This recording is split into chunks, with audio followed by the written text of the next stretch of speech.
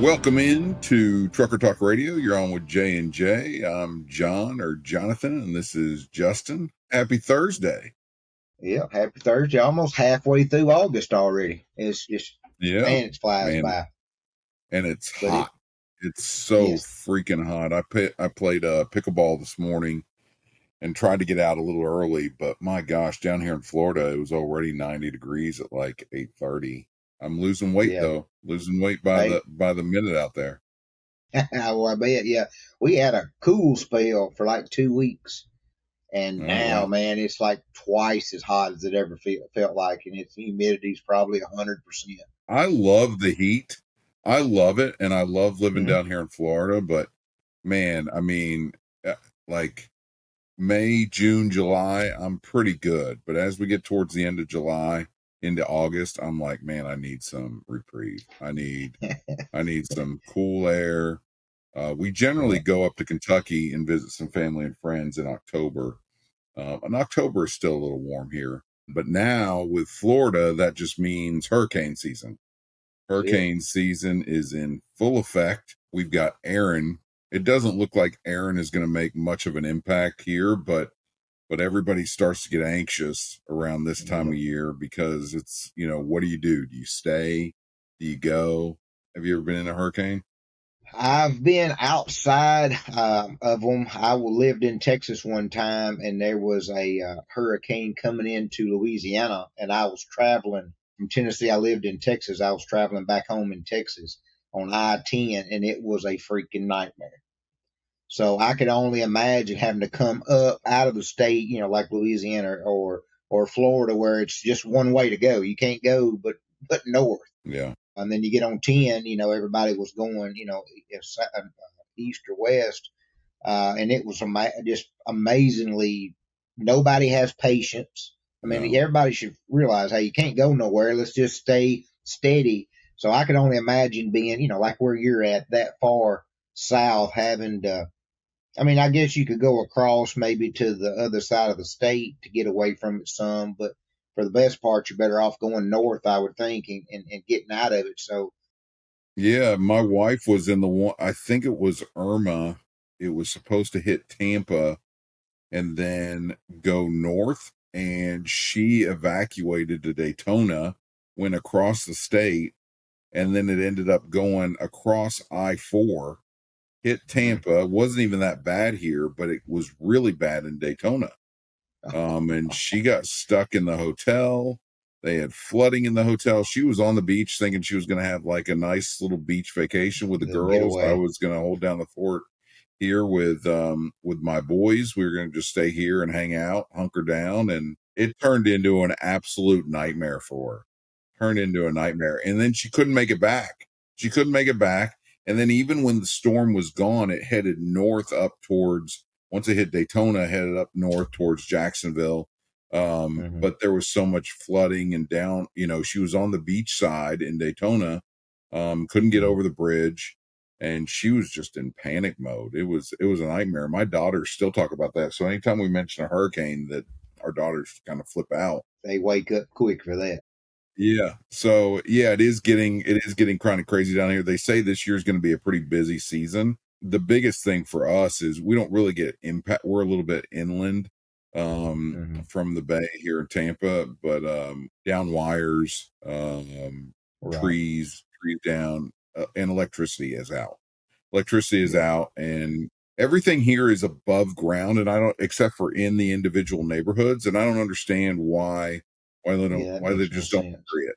Why don't you just bury all the power lines? It just doesn't make sense to me. It's funny you say that. My home in my subdivision, I'm the only house that has underground wiring to the house. And I laugh, because everybody thinks I'm fancy because that house is. I was like, yeah, but it's connected to this pole just right out here. As soon as one of these poles go down, I still don't have no power, so it doesn't matter. It doesn't do me any good. Why is your house special? Why was it picked to have underground wires and the other ones weren't? Because of the person who built it. This house was. You ever heard of Aquaglass? It was a manufacturer big back in the 70s and 80s. Yeah. That that built the president owner of the company. It was founded in our town. He Okay. built this house, Oh, okay. so it's got a lot more higher end, especially things back in the '70s when it was built. So they did it. Of course, I'm in a very wooded area, so at least it keeps it from falling on my line, coming into the house. Well, one of the things I've been dreading talking about since Yes. since we chose the day for the show. So Kentucky is my school. I love Kentucky. I bleed blue. I even support their football team as bad as they are. And, you know, I'm a Kentucky fan through and through. There's no ifs, ands, or buts about it. Well, my team has let me down. They've Yes, let me they down have. big time. Yes. So I'm listening to the well-known radio show known as Kentucky Sports Radio. Matt Jones is the lead guy on there. He's on there talking about Kentucky football and how these two players have made a mockery of football. Kentucky's already going to be bad this year. They're going to be awful. Right. It's probably going to be Stoops last year. And he talks about these players holding hands, jumping up and down. And he's begging his producer not to share it on X because he knows as soon as they share it, nobody can really find it. It's out there, but it's like it was difficult to find. Well, now it's out there because this producer, he's hysterical and Is he a Louisville fan or something? no, he's not. But he's like, I'm gonna share it. I'm gonna share it. He wants to stir up drama. Well, he stirred it up. So I shared it with him. It's two guys that are jumping up and down during a photo shoot that are on TikTok, and they do a leg kick backwards when they jump up and down. I mean, they might as well be cheerleaders. They might as well be cheerleaders. Right. The male cheerleaders for Kentucky, they're more manly than these guys. It is embarrassing. It's pathetic. I mean, who in the hell says, hey guys, hold hands? Football players. I got nothing against if you're LGBTQ and this is what you want to do, fine. Football players, it's a manly sport. Very much. And they're holding hands, facing each other, smiling, and they jump and then kick their legs back. It's the gayest thing I've ever seen. No offense to gay people, but it's the gayest thing I've ever seen. Especially when you got that football uniform on and like they're wanting to play London Bridge or something. I mean, I just don't understand it. We play Toledo first game. What do you think's going to happen to that guy first game? What do you think those guys on Toledo, because they've seen the video. Every one of Kentucky's opponents have seen that video. Yep, it'll be played the whole time that Kentucky's, especially if they're on the road with the team. Oh, yeah. Like our first away game in South Carolina. I bet they put that on the big screen. I would if I was in charge of that. Why not? I mean, what would you say if that was Florida? What would you say if that was a couple Florida players? All you would hear on me is beep, beep. You'd have to be beep because I'd be cussing up a storm like you were when you sent it to me. Yeah. I mean, if you want to come up and do something funny or like they did the Harlem Shake years ago, where like it was famous with the Miami Heat and they all did their little dance and skit. Those kind of things are entertaining and funny and can be a trend. This ain't a trend. No other school is going to do it. No, it's not a trend. What they should have done is those sorority house videos that they're posting right now. Yes. With all those hot sorority girls dancing to a song. They should have done the dance with those sorority girls. That would have been fantastic. Yeah. I mean, I don't know what these two guys were thinking, but it would not surprise me from what little bit I played in sports in high school that the next practice they got blindsided by a hit or something. Because if I'd have been their teammate, I'd have blew them up. I don't care if they was on the same side of the ball as I was. If I was on defense with them or something, I'd tell the quarterback, throw the ball across the middle. Tell the receiver, don't catch it. And we're just going to lay him out. We're going to light him up. because Damn right. Kentucky's already seen as like, man, they're weak. We're already picked to finish second to Right. last in the SEC. So like, I mean, it's going to be broadcasted everywhere. It's going to become a distraction. It is. I mean, you think about the other team, how they're going to talk about that across the line on the snap. They're going, because it's, a football is very physical, but it's very mental too. If you're not focused when it's your time to play, you can get burnt real quick, and a 20-yard turns into a 40-yard run, or you miss a gap, or, you don't pay attention to your assignment.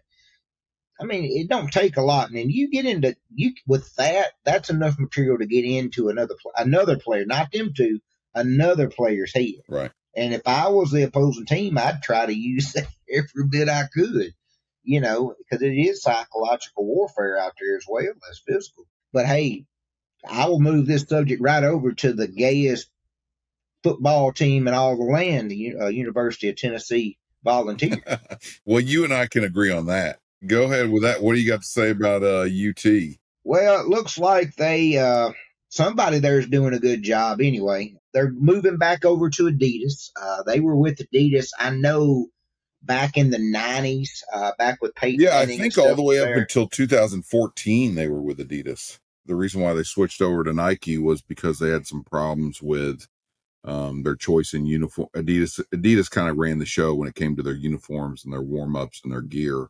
And I guess that's changed now. I think it's a good thing. I agree. I think Nike kind of controls the market right now. And I'd like to see Adidas get back in. I'd like to see Reebok get back in. Shaq has taken over Reebok, and I'd like to see them get back in with, competition is good. Well, and two, Nike is pretty much, if you're not in the Jordan brand, it's like, you're second fiddle. So, and Nike's not what it was if you're not got the logo man on, the jump man on your uniform. But I think this is a good thing for Tennessee. It looks like they've structured it to where it's giving them a lot more control, a lot more money for the NIL, which is supposed to help all facets of sports. Yeah, $10 million.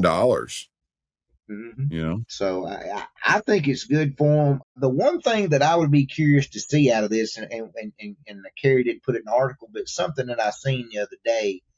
One of the reasons why they're saying Shedeur Sanders kind of got blackballed in the NFL, it wasn't that he was disrespectful, which I don't believe that any of all. The way that those kids have been in the public, they don't do the stupid stuff. They're they're well trained, very well mannered. Yep. Yes, well trained, well mannered. Yeah, exactly. Deion has done an absolutely good job with them, in my opinion.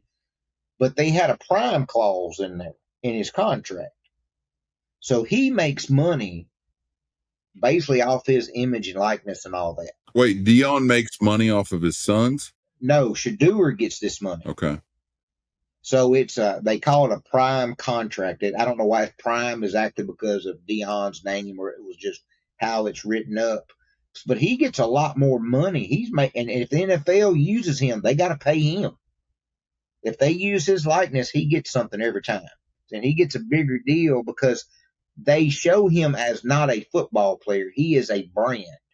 Oh wow! He is his own brand. So it's changed the contract, and that they said they were trying to humble him, which all you do when you try to humble somebody that's that well known and that good of a kid, that just makes him even bigger. Yeah. He gets talked about constantly. So good for all of them, good for Tennessee. As much as I dislike them, I do think it does them good because they'll be one of the bigger brands. That orange is ungodly awful. I mean, it is. It's not the same orange. So they have volunteer orange. It's an actual official color. But when you go to a store that has UT items in it, and you've got this shirt over here, this shirt over here, this pair of shoes, this pants, the damn oranges don't match. I'm not. Which is just Tennessee for you. I mean, you got to realize Tennessee has dead. You got to realize Tennessee has dead bodies all behind Navy Stadium. Now, is that true? That's what they said on the what is it, the blind side. Yeah, and towards the end of the movie, his tutor says that. I didn't think that was true. Yeah, They they have a buried they forensics. buried dead bodies underneath Neyland Stadium. Yeah, they bury bodies. They'll put them in. Sometimes they'll leave them just out. They'll put some in barrels with They chemicals will just not. to They leave see. them out.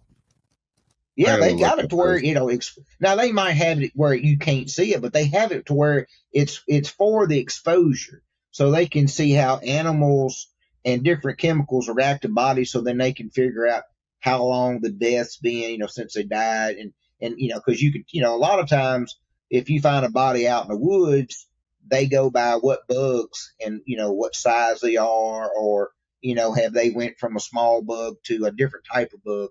That's how they can tell how long that body's been out there. Okay, so here's the real story.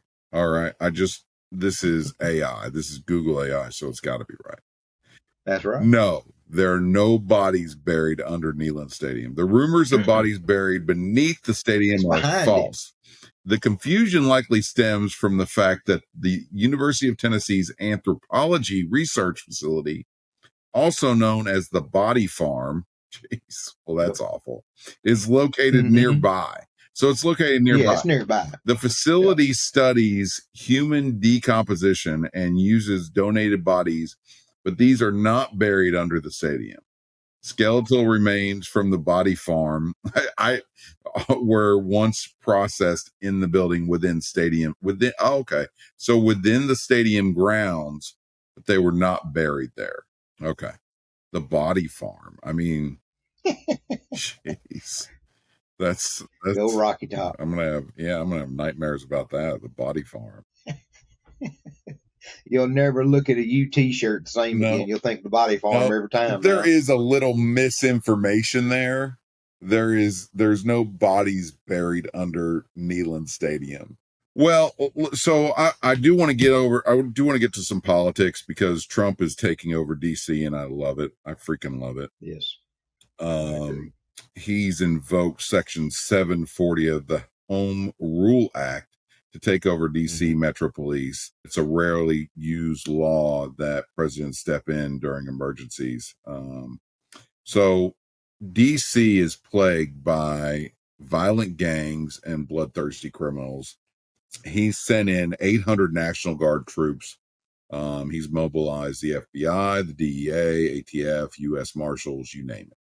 He's really doing what needs to be done, in my opinion. That city is extremely dangerous. And anyone says otherwise is just lying. And, Schumer comes out and says this is bogus. The city is completely safe. Yet he's got detail walking all around him. He's got security walking all around him. He has no clue what the real world is dealing with. And it's completely TDS. It's Trump derangement syndrome. They cannot say Trump is doing what should have been done, what really should be done across all dangerous cities, whether it's Kansas City, Little Rock, Memphis, some of the most dangerous cities in the country. He's taking action in DC, and it's actually benefiting interns who intern for the government officials, and people whose residences are in DC. He's doing something to improve their safety. And how these Democrats can go and argue that. If Biden had done it, Republicans would be fools. Libertarians, they'd be fools to go Not and to embrace say it. he's nuts for doing this.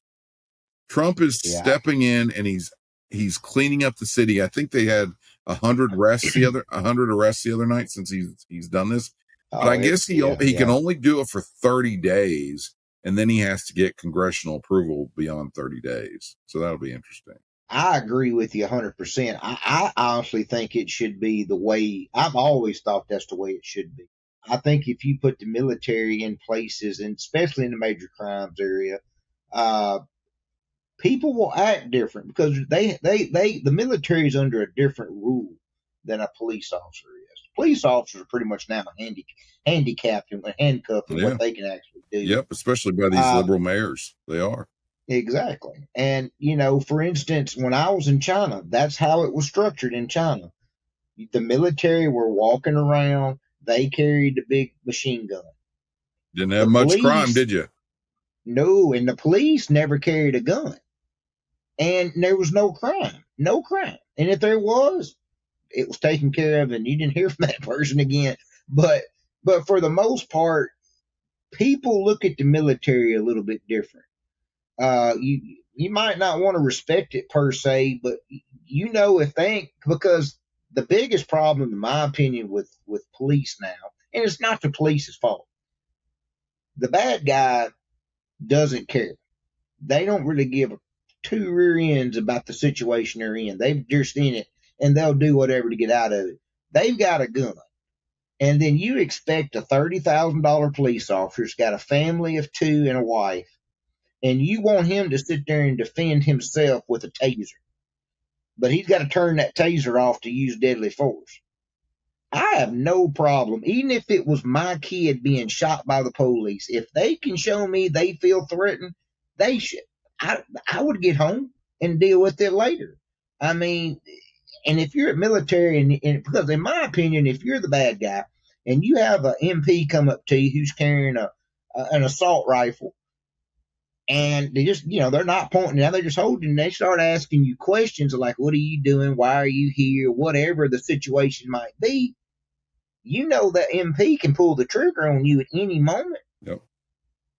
You're going to act different. You are. I mean, you're not going to try to take advantage, and the force gets respect. And until cities can be cleaned up, to me, that's the only option. Like Memphis, for instance. And they don't Memphis is horrible. Yeah, and they don't respect the police officers. I mean, last night there was a person who worked for the DOJ. He worked for the DOJ, some young guy in his mid-20s, some libtard, and he takes a Subway sandwich and throws it. I saw the video. He throws it at a police officer. At first he's yelling at him, and the police officer's just standing there, not making any moves. And then he launches his Subway sandwich at the police officer. The policemen now they've got a reason to go and tackle him. So they go and tackle this guy. He gets fired, and now he's charged with a felony. Probably some smart dude, probably comes from a decent family, but yet he let his politics get in the way and just acts ridiculous. Throwing his and a lot of times, when a lot of these, like they had one in Memphis, I guess a year or so ago, and it was all black cops, and they ended up killing a black man because there's no respect given to the officers from the the black community or just people in crime in general, but the illegals, they don't feel like there's any consequence. So hey, I ain't got to listen to you. And if you ever watch a lot of these videos where a person that gets arrested gets the hell beat out of them or killed or whatever, they start by not doing the simple commands like, hey, get out of the car, or put your hand behind your back, just to detain you. Hey, I've had run-ins with the law when I was a teenager in my young 20s. I stayed pissed at them all the time. But still, when the damn police said you got to do something, you just do it. Well, you know where this is coming from. You know where this is coming from. It's coming from the politicians. It's coming from these liberal politicians that are telling everybody to stand up against this and fight. And that all of a sudden, because Trump is fighting crime, all of a sudden it's racist. How is fighting crime racist? And if the problem is the majority of the people that are getting in trouble are part of the black community, I'm sure there are a lot of black people out there. There are some of them who are friends of mine who would absolutely love to see this happen, because there has got to be, these gangs and these thugs have to be reformed. They have to be great, and they have to know that there's consequences. They've got to know that there's consequences, and maybe it'll clean it up, and maybe it'll, there needs to be people that go into the streets, especially from the black community, that are well-to-do black individuals that go into the street and tell these young kids in most instances that don't have fathers, look, this is not the way to behave. This is how we need to fix this. I'm going to help you get a job. I'm going to help you get an education, whatever it may be. There needs to be somebody from the Black community that stands up and says, enough is enough. Well, and two, the police departments are not equipped to fight the gangs. The mayors and the city officials are the ones who are holding these policemen back from doing their job. It's not that they're not necessarily equipped. Their orders state that they need to stand down, essentially. Right, exactly. And so the military is going to be on a whole different path. Yeah. And this goes back to what I was saying a couple episodes ago about, it's the next person in line that is, to me, more important than Trump if we want to keep things in order.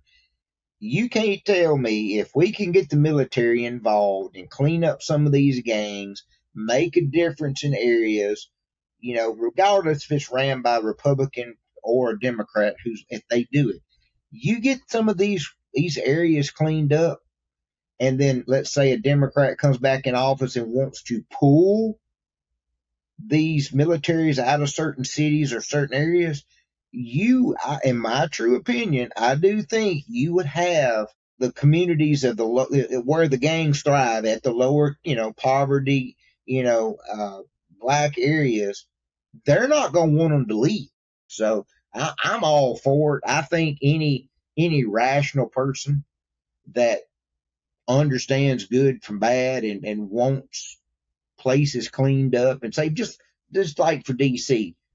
DC is a huge tourist area, right? For people wanting to know about the history of the country, ex-presidents, there's great museums there. I've never been, but why would you want to go right now?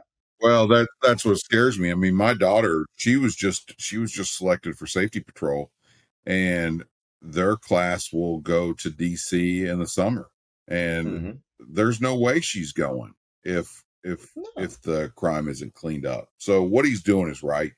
I was going to ask you before we get into our last topic that won't take too long because we don't have too much time left, but Trump was named chairman of the Kennedy Center. There are a lot of Democrats that are up in arms about it because, of course, he was voted in unanimously. The board members that were in there were Biden appointees. It's typically goes with the president. So now that Trump has basically his guys in there, Democrats are up in arms, and they're like, this is against the arts. How can anybody let this happen? How can Trump name himself as chairman? He didn't name himself as chairman. He put his own people in there. Biden put his guys in there for the board members, and now Trump's got his guys, and they named Trump chairman of the board. But those Democrats who are now upset about Trump being chairman of the board, I mean, it's ridiculous that the only thing that they're concerned about is their agenda is now going to be put on the back burner. Yeah, it goes back to what we say probably every episode on here. Any true American, regardless of what side you're on, you can't deny what Trump does. I mean, it's evident what you see. He stands by what he says. He's firm. He truly loves the country. He's a shrewd negotiator, business person. So most of the things that he touched turns to gold. Yeah. Or at least prospers, right?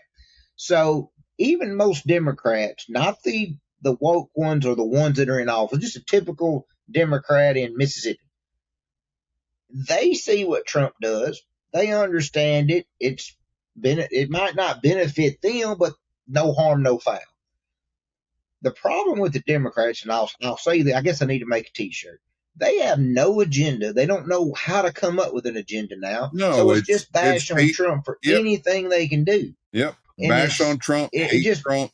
And I understand as a party, you're kind of tied to the hip to the person next to you. But if I was a young Democrat representative, governor, senator, something. Why not applaud some of the stuff he does? They can't. And just They can't. And come out of the shell. And yeah. if you lose, then move to the independent. Yeah. I just don't get it.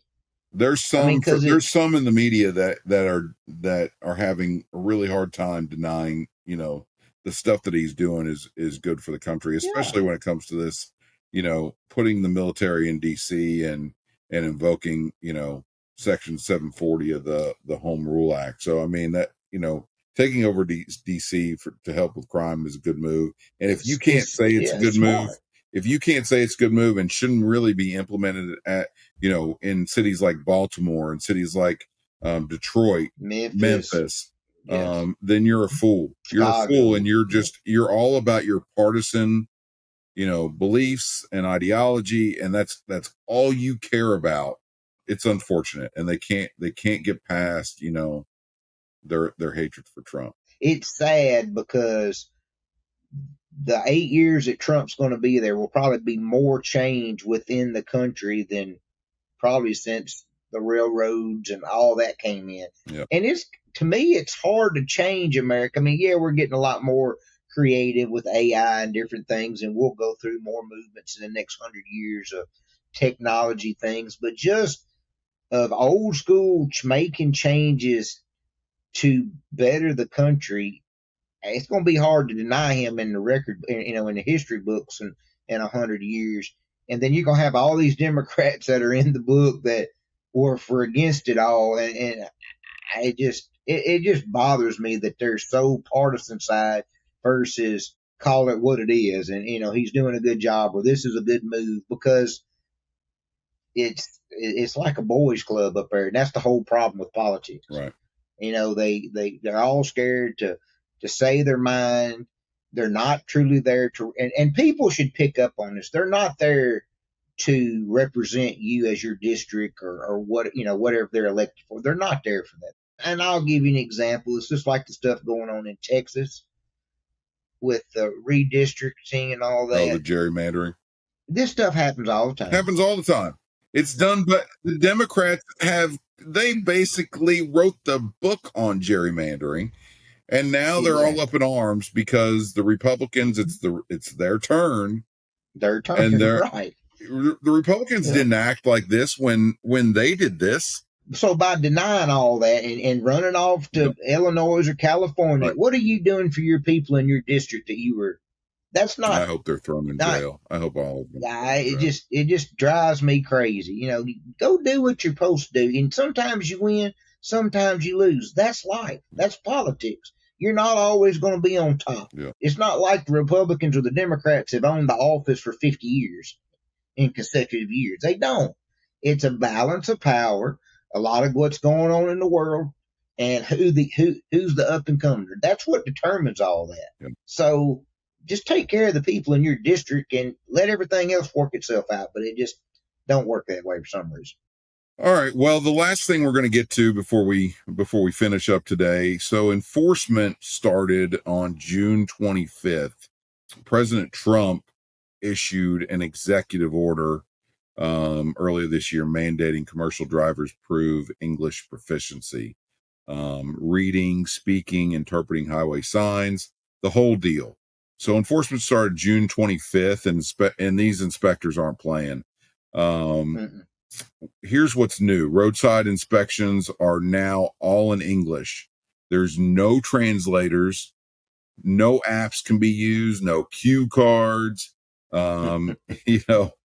If you fail, you're immediately out of service. Arkansas is actually issuing up to $5,000 fines. Oklahoma fines up to $3,000, and you could be put in jail. And groups like OOIDA and the American Trucking Association are backing it. They're citing safety, keeping unscrupulous carriers in check. And it's honestly, I think one of the smartest moves for long haul safety in years. I never understood, recruiting a guy. The companies that I was associated with, they had somebody that could speak Spanish on staff. Yeah. So we do whatever we could. And I actually even brought on a couple of Spanish speaking dispatchers at one point. We Mhm. did whatever we could to support them. But it always made me nervous thinking that, we're allowing this to happen. One, it's against what the law states. You're not supposed Yeah. to be, if you can't read or write or speak English, you're not supposed to be on the road in a commercial vehicle. It's just not safe. It's not safe for anyone Yeah. involved. And if you want to learn to drive a commercial motor vehicle in the United States, then learn our language. I mean, I was just talking to somebody who tried to get in the military. I was talking to him this morning, and I was asking, he just retired, play pickleball with the guy, and he was telling me he tried to get in. He's from Puerto Rico originally. He tried to take the test twice in Puerto Rico, failed it, and they told him his English just wasn't good enough. And he had to learn English, learn to write, read. I mean, have a good understanding of the English language. And so he was just like, you know what? I had to dig deep. And when I got to the US, I told my wife, this is something I really want to do. I don't really want to go work in factories or hang out, with part of his family who was involved in drugs, and decided to learn the language. And why aren't we Good for requiring that him. of everyone? I mean, my grandfather who immigrated from Italy, he had to learn the language. He had to learn the language, and that was what was required of him to be a citizen. Yeah, I agree wholeheartedly. I think this is the best thing that's happened to the trucking industry in quite a while. Safety and to help just crack down on the amount of trucks we have on the road. It goes hand in hand. Well, and also it's probably gonna increase rates. I would think so. I mean, I would think so. And I've spent a lot of time in Asia. We had English. English words were on every road sign because English is the world language, right? right. Every other country pretty much teaches English Yep. if you're in school and you're trying to be educated. There's so many things like with weight limits on bridges, one way streets. I mean, there's so much that, drivers, even just a passenger vehicle person needs to know what those things are saying. And 100%. I agree. If you're going to be in this country, you need to know enough English and be able to read and write. I mean, and I feel like everybody should have the opportunity to read and write, even if you come from a place that you just can't learn it, and that is one of the few things that I don't mind being taught for free, given to somebody the opportunity to learn to read and write. That's the kind of programs that I think America should really focus on, because if you strengthen your core, your core people, that just makes the country better. All right. Well, with that, so I'm going to do a quick plug for Ready App. There's a lot of exciting things coming, Mm-hmm. new things that we're coming. We'll probably talk about on the next show. But if you're tired of chasing paperwork, double checking DOT compliance, or just want a smoother driver onboarding experience, check out Ready App. One profile, multiple applications, all documents in one place, and white glove support to make sure your drivers get hired faster. Make sure you as a driver get hired faster. That's right. We'll hold your hand all the way through the onboarding process, making sure that you're getting the communication you need from the carrier. And on the carrier side, we're going to help bridge that gap and help you build a relationship with this driver. It's good for both sides. It's a driver first application for the driver, but it's also so beneficial for the carrier. I think I mentioned this to you the other day. Carriers have to talk and go through so many drivers to finally get that one person on board. They don't get one person from Indeed or from wherever, and then that guy comes on. It's usually having to deal with 10 people. With us at Ready App, you're going to have to deal with less drivers to get your driver count up, which is a win for the carrier and a win for the driver, because then the drivers can find better fits, carrier can find better drivers, and then it's so beneficial for the drivers of things that we have coming. You're going to be able to have all your stuff in one place. The profile is the nucleus, the heartbeat of it all. We're going to make your experience as a driver so much easier, for not only for onboarding onto a company, but just for your normal attributes of things that you need to do with your documents that you have. It's a wonderful thing. I'm glad I'm a part of it. Just looking forward to the next 6 months. I think the next 6 months is we're going to make a big splash with the new updates that we got and the new technology. And we brainstorm every day and come up with stuff that we'll be, adding in over the next 6 to 12 months. So yeah, I'm looking forward to it. Ready-app.com. And if you have a question, man, shoot us an email or a text message or Facebook message, anything. anything. Find us on Yeah, we'll Facebook. be Look glad us to up. answer. Subscribe on YouTube. Our videos are on YouTube right now. We've got a great producer, Fabian, making us look good. Carrie, Appreciate it. couldn't make it today. She's enjoying the lake. Yep. Probably about now, enjoying the lake, getting a little rest and relaxation. So she feeds us our notes and makes us look good as well. So yeah, ready-app.com. We're making your lives easier as truckers and carriers, making your lives easier. But that's all I got for today. Everybody drive safe, stay sharp on the road, and have a good night. Yeah, everybody be safe. Have a good evening. Have a great weekend. And we're just a couple weekends away from football. All right, we'll talk to you soon.